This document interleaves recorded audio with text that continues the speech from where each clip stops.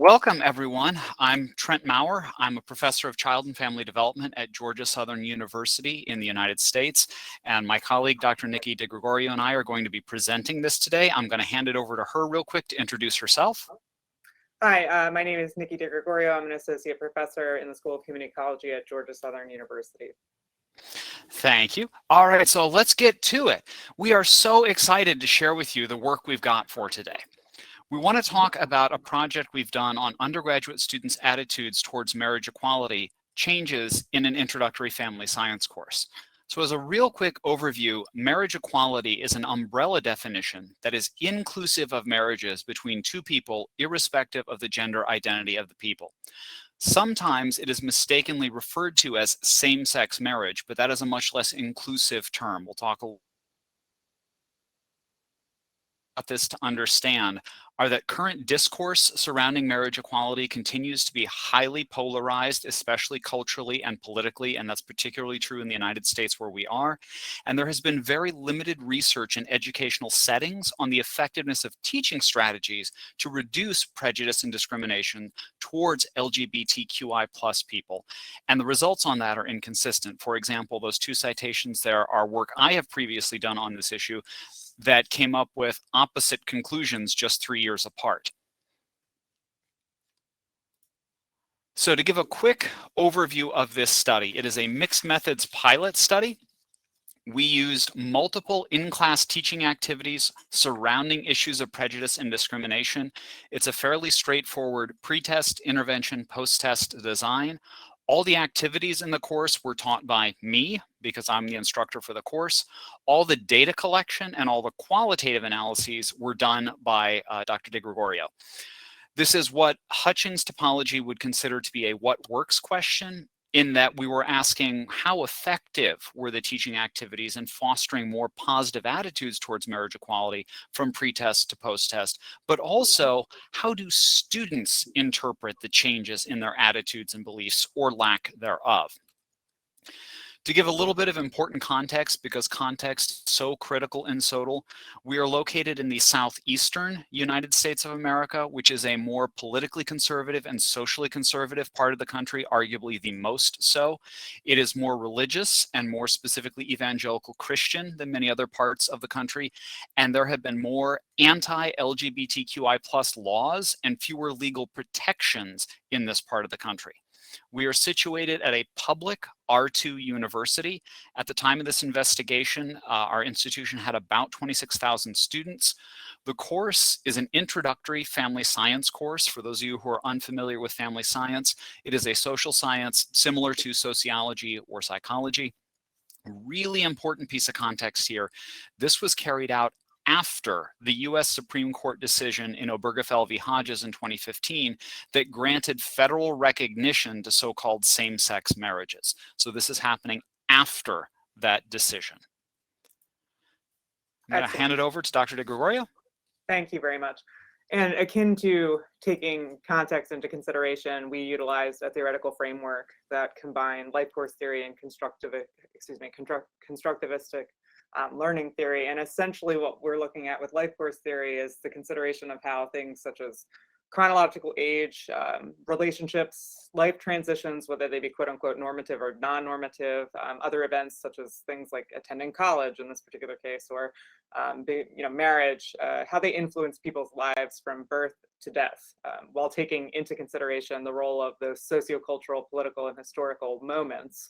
And so the participants in this study were simultaneously navigating their roles as students in an educational setting, as well as their roles in other arenas. And so this framework really helped us take a unique perspective from which to examine social norms and expectations, as well as individual level conceptualizations of social change.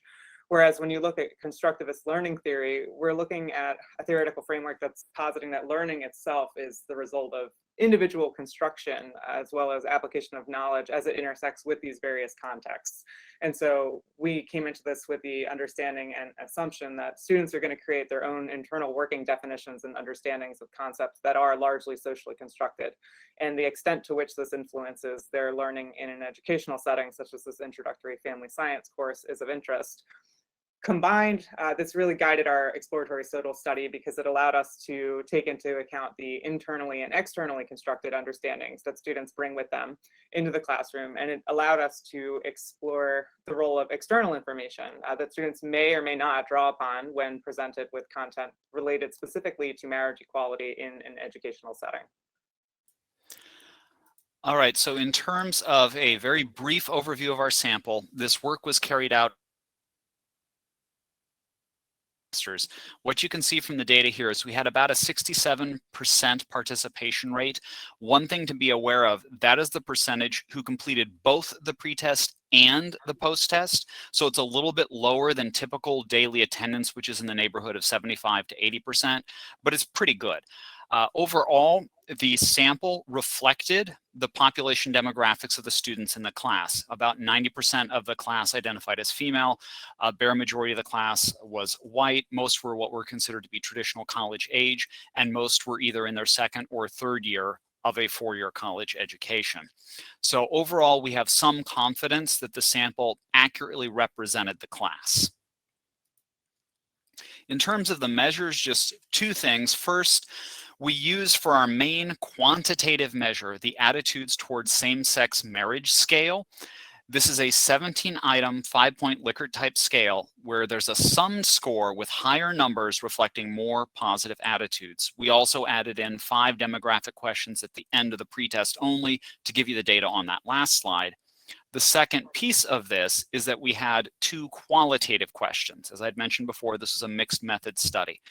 We asked them first to think about their attitudes towards marriage equality and answer either A or B below, and this was only on the post-test. A, if their attitudes changed as a result of the course, how have they changed and why? Or B, if they didn't change, why did they think they haven't changed? So depending on where they were at the end of the course, we let them answer this. And the second one was a very broad question.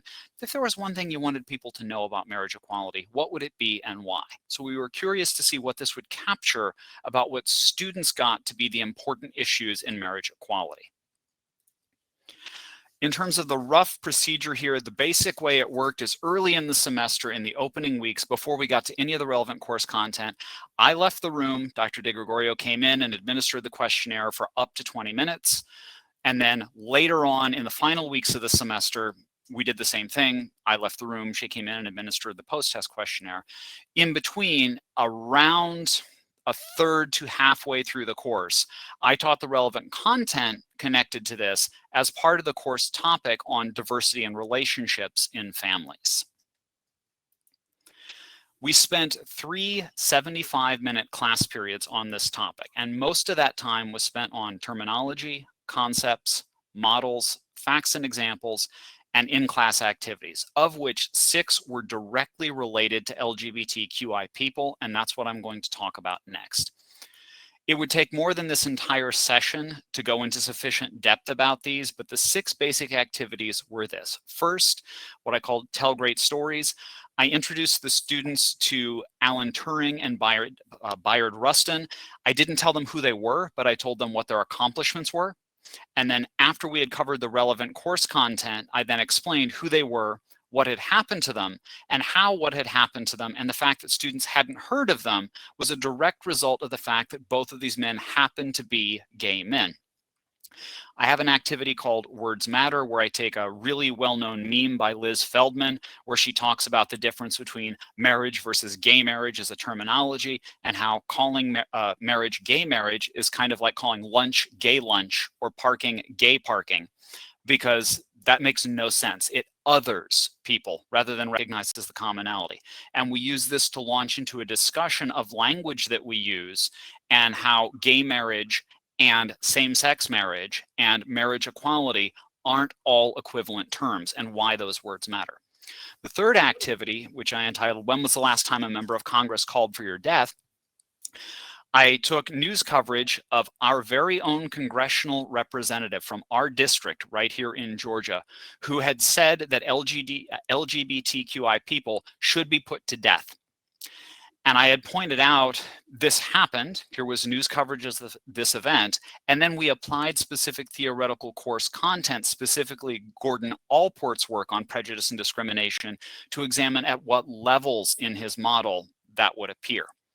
For number 4, we did an activity on applying terminology, and this was designed to help guide students through the different terminology we use in determining sexual orientation and the different criteria for them, and if those criteria would be universally applicable, and how this informs how we define issues in sexual orientation and why that matters when we're talking about this population.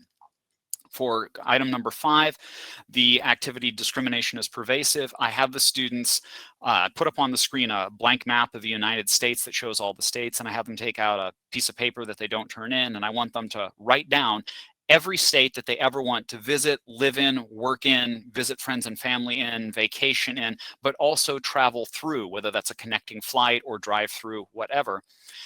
And then we go through how many states in the United States have no protections on the basis of sexual orientation, and how much risk people are exposed to by going through those states, and what would have to happen if we eliminated all of those states from places where we could live, where we could work, where we could vacation, and so on. And finally, the last one, combating myths and stereotypes. We talk about the research on so-called gaydar, the ability to detect people's sexual orientation using stereotypes about their appearance and behavior. I present them with a photo array of individuals who are openly LGBTQ. And we talk about how those individuals are incredibly diverse, incredibly different, and do not conform to a specific stereotype, which is what the research shows. In a nutshell, those are the activities that we cover over that 3-day period. In terms of our main results, just very quickly, the quantitative results, we did a very simple paired samples t-test for the ATSM scores. It was significant. There was a significant change in attitudes from pre to post test, with students becoming much more accepting of same-sex marriage because it's the ATSM. What's really important here, that Cohen's D of 0.45, Hattie's meta-analysis of educational and social work suggests that anything above 0.4 is pretty good in educational settings. And so we got a fairly large effect for a ISSOTL style project from a relatively small investment. About 10 of the students reported no change in attitude from pre to post. 12 reported a more negative attitude from pre to post, but the overwhelming majority, 72%, reported a more positive attitude at post-test than at pre-test. And I'm going to hand this back over to Dr. De Gregorio. Thank you, Dr. Maurer. And one of the strengths of the mixed methods approach allows us to then use the qualitative data to see where these findings converge and where they may diverge. So utilizing a loosely based approach using grounded theory, we utilize its core tenets alongside the constant comparative method. We analyze data to inform meaning-making processes for students surrounding attitudes towards marriage equality. And so the first step was to utilize initial and or open coding, depending upon which source you're using, to apply an approach to look at the data and try to highlight categories as they emerge.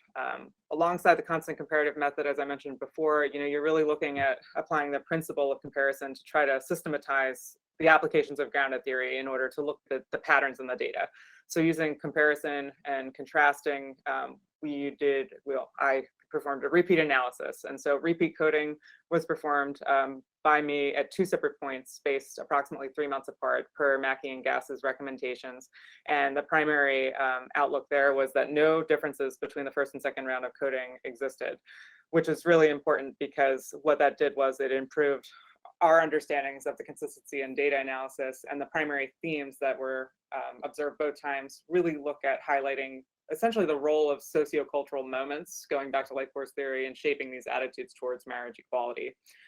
Next slide, please. So as I mentioned before, the qualitative data can provide that more nuanced understanding, looking at the data from the ATSM in conjunction with the qualitative data, the extent to which changes in attitudes from negative to positive occurred within the context of this sample. So the qualitative results bore out 3 different groups. So there was a group that started with a positive attitude towards marriage equality, which was approximately 55% of the sample, but more specifically, 23 out of 34 of the students that participated in the spring 2017 semester, 16 out of the 37 students that participated in the fall 2017 semester. The second group essentially were those that had attitudes towards marriage equality changed throughout the course. And that was about 40% of the students, and more specifically looking at 8 out of 34 of those that participated in the spring of 2017, and 20 out of 37 students in the fall of 17. And then the last group, with about 5% of our total sample, remained in opposition to marriage equality. And that ended up being 3 out of 34 in the spring of 2017 and 1 out of 37 in the fall of 2017. Next slide, please.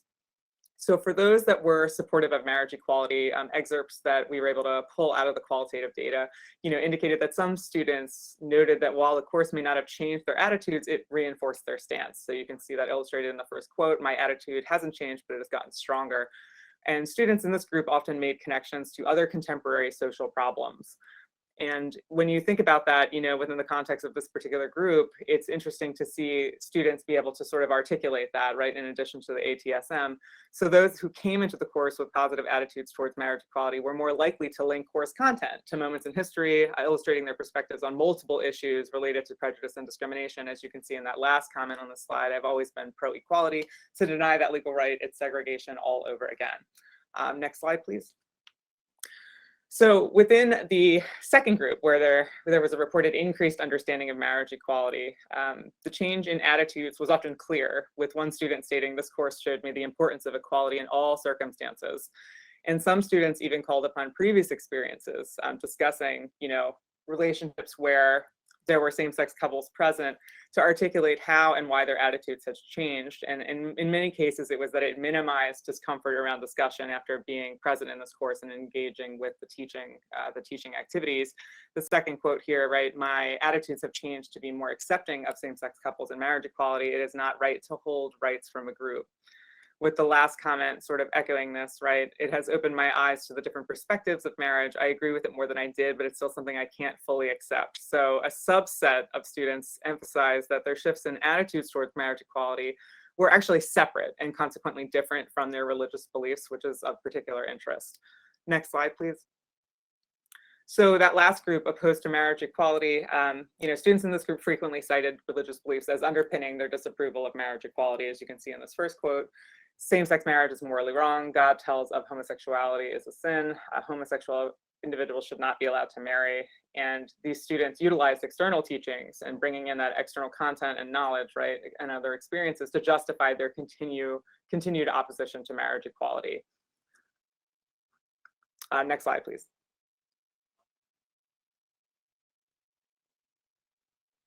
All right, so I've got this one. Just very briefly, it's possible that the teaching methods here may have been effective in supporting positive attitude shifts. There's not really anything conclusive here, but it's encouraging is the word I would use. Now, one really important thing I want to point out is this research took place in the spring and fall of 2017. That was the first year of the Trump administration in the United States. And we saw really significant differences between the spring semester and the fall semester. It's important to remember that after the Trump administration began, there was widespread proliferation of anti-LGBTQ rhetoric and policies coming from the federal government, so that far more of those had happened by the time this work was done in the fall semester than in the spring semester. So it's possible that context may have colored the results here. We saw a clear bit of cognitive dissonance with religious beliefs for some students, as Dr. DeGregorio had mentioned. We also got a pretty clear picture that there's value here from a mixed methods approach, because the qualitative data provided a much richer additional reference point to let us know what was going on than a fairly straightforward and simplistic, "Oh, their attitudes increased for most students." And it really helped to illuminate how some students differentiated between values and beliefs and attitudes.